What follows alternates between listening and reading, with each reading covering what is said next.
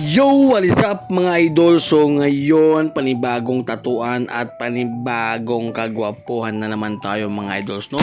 So ngayon, yung gagawin nating project mga idol is portrait tattoo mga idol. Syempre, gamit yung ating printer dito mga idol, yung Peripage P90. Kasi maraming nagtatanong kung anong gamit daw natin na printer, no? So yun, Peripage P90 mga idol. So yan yung ating kinalabasan. So medyo hindi madetalye pero ikaw na ang bahala na ikaw na bahala. So dyan syempre nagmi-mix tayo ng ating gray wash setup mga idol. So gamit nating ink is triple dynamic, tapos may halo tayong dynamic white din, no? So yon, siyempre dito na part is nag-start na tayo dyan mga idol. Yung mga ginamit palang needles natin dito mga idol is dalawang size lang, no? So yung lining mga idol is 3RL, tapos yung shading naman mga idol is 11RM. So ganun pa rin yung ating ginamit na needles dito. Siyempre yung ating sponsor, Big Waps Cartridges at saka sa Bronzy, no? So maraming salamat sa tiwala.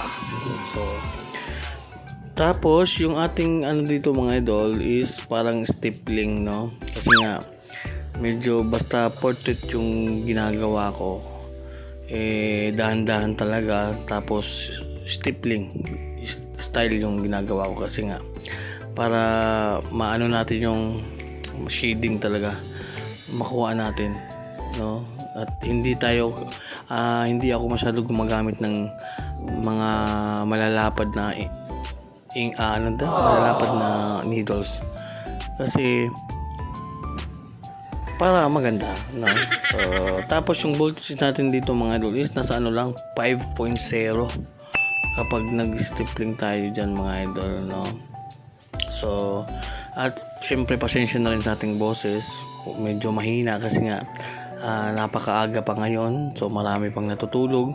So nag voice over lang ako kasi nag-voice over lang ako. So yun mga idol, natapos na pala tayo dito. So yun, no, shout out nga pala ni Boss Idol Jam, no? So anak niya to mga idol. Siyempre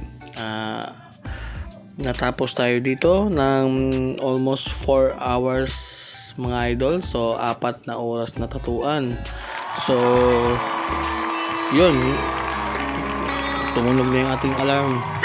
So yun mga idol, ito yung aming final result. So syempre nagustuhan to ni Idol Jam at sabi niya babalik pa daw siya sa next session namin, no? So yun, maraming salamat mga idol.